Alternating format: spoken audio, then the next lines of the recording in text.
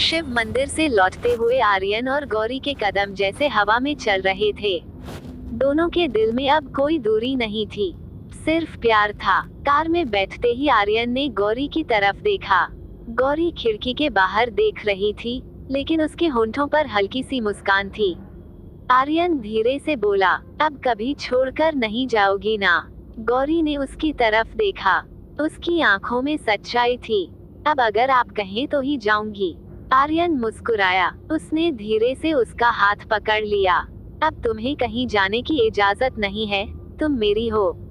गौरी शर्मा गई। जैसे ही car mention के गेट पर रुकी, अंदर पहले से ही सब तैयार खड़े थे। सावित्री देवी, घर के बाकी लोग, सबकी नजरें दरवाजे पर थीं। जैसे ही गौरी अंदर आई, सावित्री देवी की आंखों में आंसू आ गए। बहू, उन्होंने आगे बढ़कर गौरी को गले लगा लिया। गौरी भी रो पड़ी। मुझे माफ कर दीजिए माँ, सावित्री देवी बोली। गलती हमारी थी, हमने तुम्हें समझा ही नहीं। आर्यन सब देख रहा था। उसके दिल में सुकून था। घर में पहली बार गौरी का दिल से स्वागत हुआ।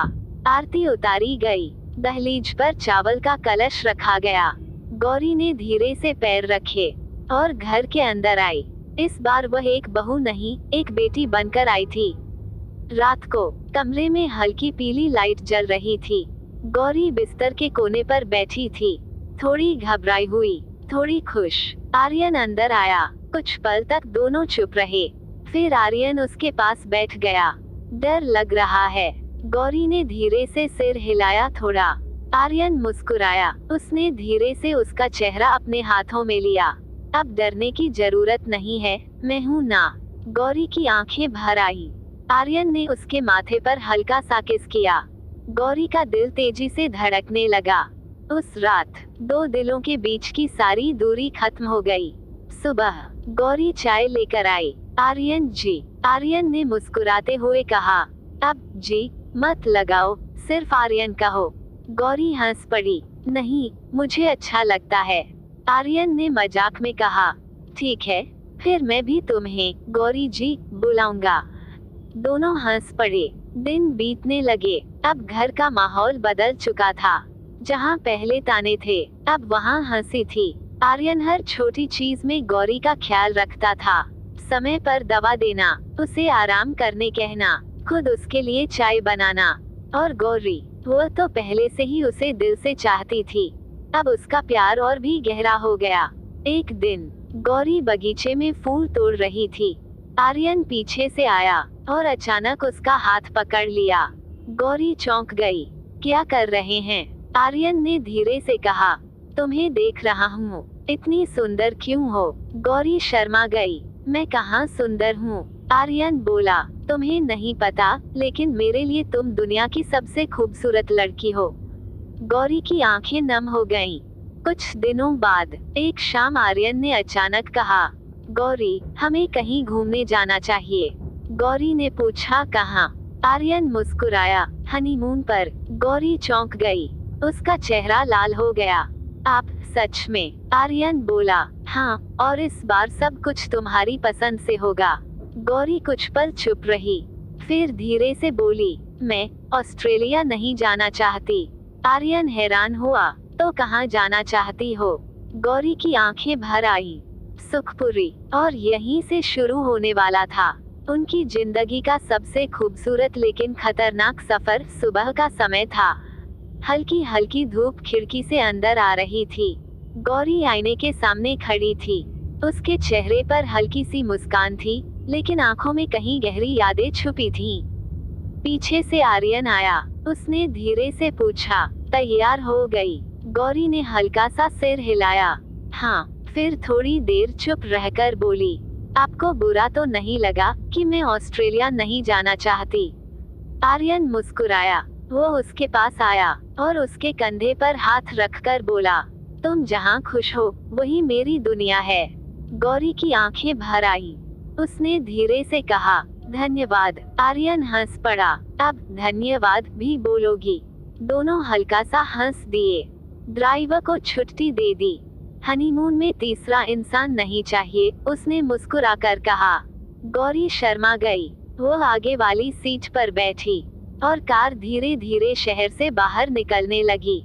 शहर की भीड़ पीछे छूट गई। अब चारों तरफ हरियाली थी, खेत, पेड़, खुला आसमान। हल्की हवा खिड़की से अंदर आ रही थी। गौरी खिड़की से बाहर देख रही थी। उसके चेहरे पर सुकून था, जैसे वो अपने पुराने दिनों में लौट रही हो। आर्यन ने उसे देखा और पूछा, इतनी चुप क्यों हो? गौरी हल्के से मुस्कुराई, बस बचपन याद आ रहा है। मैं यहाँ बहुत छोटी थी जब आई थी, फिर माँ के जाने के बाद कभी नहीं आ पाई।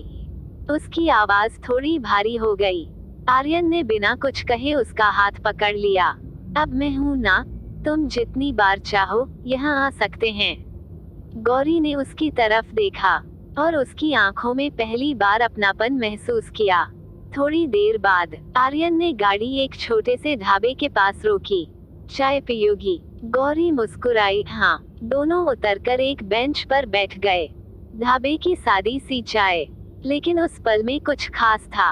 आर्यन ने मजाक में कहा, वैसे हमारी हनीमून चाय से शुरू हो रही है।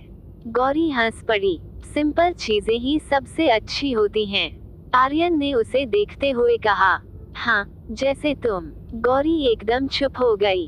उसके गाल लाल हो गए। कुछ घंटों बाद कार एक कच्चे रास्ते पर मुड़ी। गौरी का दिल तेजी से धड़कने लगा।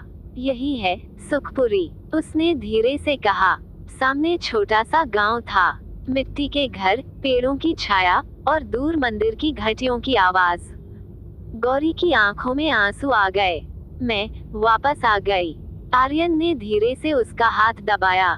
स्वागत है तुम्हारे अपने घर में।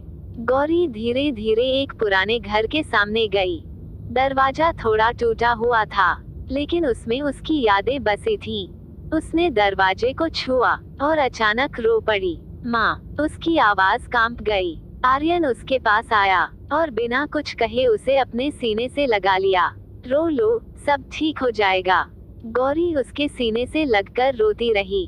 उस पल में उनके बीच का रिश्ता और गहरा हो गया। शाम होते होते आर्यन ने उस घर को थोड़ा साफ किया। लाइट जलाई। बाहर चांद की रोशनी थी और अंदर हल्की पीली रोशनी। गौरी खिड़की के पास खड़ी थी।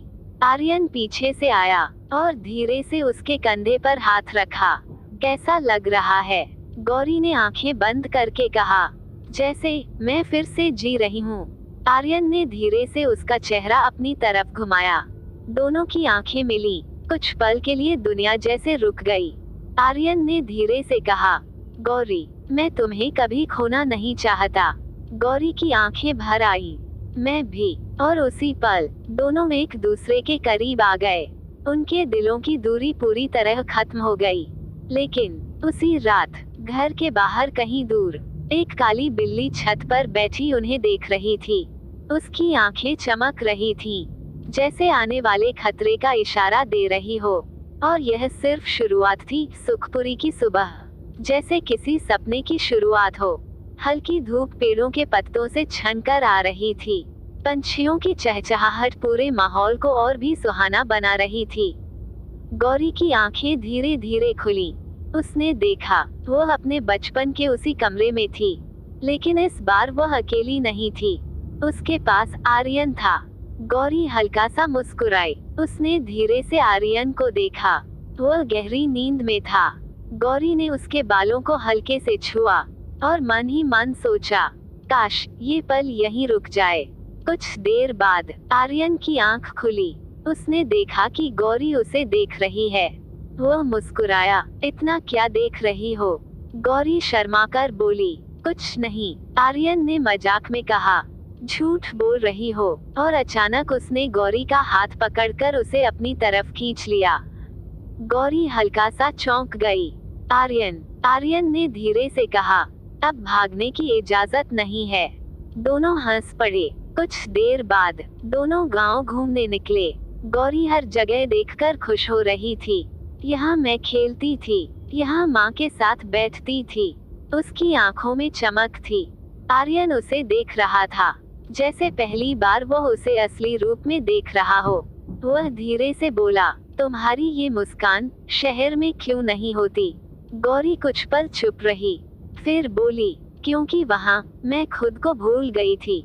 आर्यन को अपनी गलती का एहसास हुआ। उसने धीरे से उसका हाथ पकड़ लिया। अब कभी ऐसा नहीं होगा। गांव के पास एक छोटा सा तालाब था। दोनों वहां बैठ गए। हवा हल्की हल्की चल रही थी। पानी में लहरें बन रही थीं। गौरी अपने पांव पानी में डालकर बैठी थी। अचानक आर्यन ने उसके ऊपर हल्का सा पानी उछाल दिया। गौरी चौंक गई। फिर वो भी हंसते हुए पानी उछालने लगी। कुछ देर तक दोनों बच्चे बनकर खेलते रहे। फिर अचानक गौरी का पैर फिसल गया। वो गिरने लगी, लेकिन आर्यन ने तुरंत उसे पकड़ लिया। दोनों की नजरें मिली, सांसें रुक गईं। आर्यन धीरे से बोला, अगर मैं न होता तो। गौरी मुस्कुराई, तो आप आ ही जाते। आर्यन ने धीरे से उसके माथे पर किस किया। शाम होते होते दोनों घर लौट आए। आर्यन ने बाहर आग जलाई। गांव की ठंडी हवा और आसमान में चमकते तारे। गौरी चुपचाप बैठी थी। आर्यन ने पूछा, क्या सोच रही हो? गौरी ने धीरे से कहा, मैं सोच रही हूँ, अगर माँ होती तो कितना खुश होती। आर्यन ने उसका हाथ पकड़ लिया। मैं हूँ ना। गौरी की आंखें भर आई। वह धीरे से उसके कंधे पर सिर रखकर बैठ गई। उस रात दोनों ने अपने दिल की हर बात एक दूसरे से कही। प्यार, दर्द, यादें, सब कुछ। लेकिन उसी रात जब दोनों सो रहे थे, बाहर अचानक कुछ आवाज आई, जैसे कोई चल रहा हो। गौरी की नींद हल्की सी खुली। उसने खिड़की की तरफ देखा। वहाँ दूर एक काली परछाई थी, और वही काली बिल्ली फिर से दिखाई दी। उसकी आंखें चमक रही थीं, और वह सीधे घर की तरफ देख रही थी। गौरी को अजीब सा डर लगा। ये बार बार क्यों दिख रही है? उसने धीरे से कहा, लेकिन फिर उसने सोचा, शायद मेरा वहम है, और वह वापस सो गई। अगले दिन दोनों वापस लौटने की तैयारी करने लगे। सब कुछ बहुत खूबसूरत था, लेकिन कहीं न कहीं एक अनजाना डर हवा में था, जैसे कुछ बुरा होने वाला हो, और उन्हें इसका अंदाजा भी नहीं था। सुबह का समय था। सुखपुरी की हवा आज कुछ अलग लग रही थी, जैसे किसी को रोकना चाहती हो, जैसे कह रही हो, मत जाओ। गौरी घर के आंगन में खड़ी थी।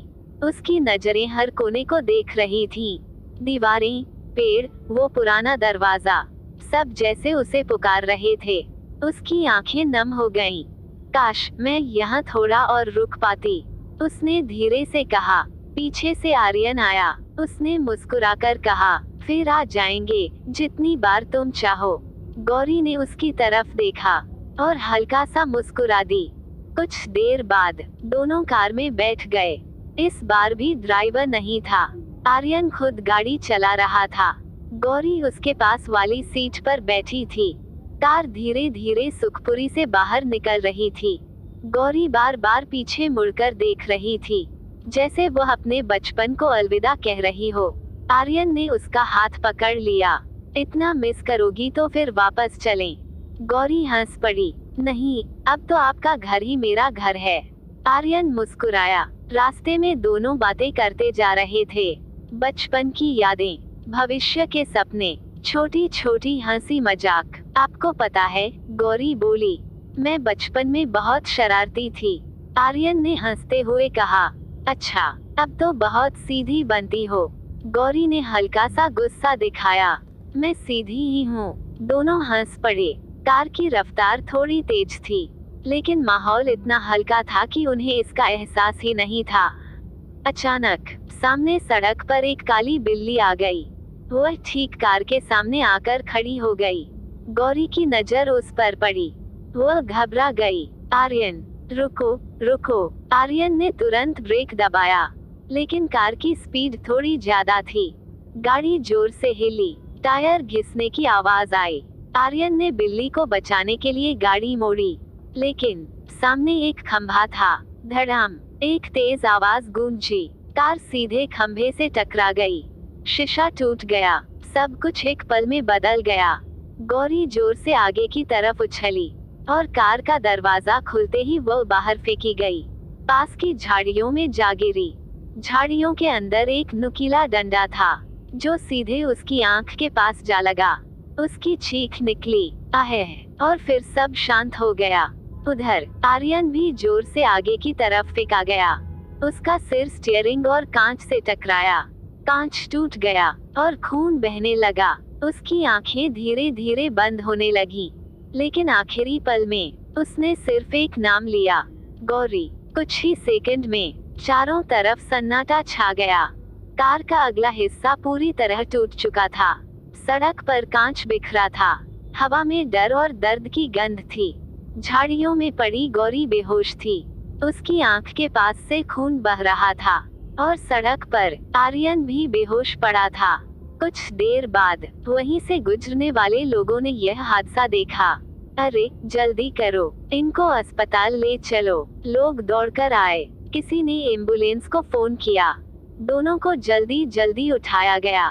गौरी की हालत ज्यादा गंभीर थी और आर्यन भी बेहोश था। एम्बुलेंस के अंदर मशीनों की आवाज गूंज रही थी। डॉक्टर बार बार कह रहे थे, पल्स बहुत कमजोर है, जल्दी अस्पताल पहुंचाओ। गौरी बिल्कुल शांत थी, जैसे जिंदगी और मौत के बीच कहीं अटक गई हो। और आर्यन अब भी बेहोश था। उसे यह भी नहीं पता था कि उसकी जिंदगी का सबसे बड़ा डर अब सच होने वाला है। सड़क पर हुआ वह भयानक हादसा अभी भी लोगों की आंखों के सामने था। कार पूरी तरह टूट चुकी थी। कांच सड़क पर बिखरा था और झाड़ियों में बेहोश पड़ी थी गौरी। कुछ लोग दौड़कर आए। जल्दी एम्बुलेंस बुलाओ, दोनों की हालत बहुत खराब है। किसी ने तुरंत फोन निकाला और एम्बुलेंस को कॉल किया। कुछ ही मिनटों में एम्बुलेंस वहां पहुंच गई। डॉक्टर और नर्स जल्दी जल्दी बाहर आए। उन्होंने दोनों को स्ट्रेचर पर रखा। गौरी की आंख के पास गहरा घाव था। खून लगातार बह रहा था। उधर आर्यन के सिर पर गंभीर चोट लगी थी। दोनों को तुरंत एम्बुलेंस में डाल दिया गया। सायरन बजता हुआ एम्बुलेंस शहर के अस्पताल की ओर दौड़ पड़ा। अस्पताल पहुंचते ही दोनों को अलग अलग कमरों में ले जाया गया। एक कमरे में गौरी का ऑपरेशन शुरू हुआ, दूसरे कमरे में आर्यन का इलाज। दोनों बेहोश थे। दोनों जिंदगी और मौत के बीच झूल रहे थे। गौरी का मोबाइल उसके बैग में था। वो एक साधारण फोन था, उसमें स्क्रीन लॉक भी नहीं था। अस्पताल के एक स्टाफ ने फोन उठाया। देखते हैं ये लोग कौन हैं। फोन में आखिरी डायल नंबर दिख रहा था, सिंह मेंशन। उन्होंने तुरंत कॉल लगा दिया। फोन उठाया सावित्री देवी ने। हेलो, उधर से आवाज आई, मैडम क्या आप आर्यन सिंह के घर से बोल रही हैं? सावित्री देवी थोड़ा घबरा गईं। हाँ, क्या हुआ? अस्पताल वाले ने कहा, उनका एक्सीडेंट हो गया है, दोनों अभी अस्पताल में हैं। यह सुनते ही सावित्री देवी के हाथ से फोन लगभग गिर गया। क्या? पूरा घर घबरा गया। कुछ ही मिनटों में पूरा सिंह परिवार अस्पताल के लिए निकल पड़ा। अस्पताल में डॉक्टर लगातार ऑपरेशन कर रहे थे। बाहर लाल बत्ती जल रही थी। करीब 1 घंटे बाद सिंह परिवार अस्पताल पहुंच गया। सावित्री देवी, रिया और बाकी परिवार सब घबराए हुए थे। डॉक्टर कहाँ हैं? आर्यन कैसा है? सब बेचैन थे। लगातार 5 घंटे तक ऑपरेशन चलता रहा। आखिरकार ऑपरेशन थिएटर का दरवाजा खुला। डॉक्टर बाहर आए। सावित्री देवी तुरंत उनके पास गईं। डॉक्टर, मेरा बेटा कैसा है? डॉक्टर ने गहरी सांस ली। हमने पूरी कोशिश की है, उनकी जान बच गई है। यह सुनकर सबने राहत की सांस ली। लेकिन डॉक्टर ने आगे कहा, लेकिन सब फिर से घबरा गए। डॉक्टर बोले, उनके सिर पर गंभीर चोट लगी है। हमें नहीं पता कि जब उन्हें होश आएगा तो उन्हें कुछ याद रहेगा या नहीं।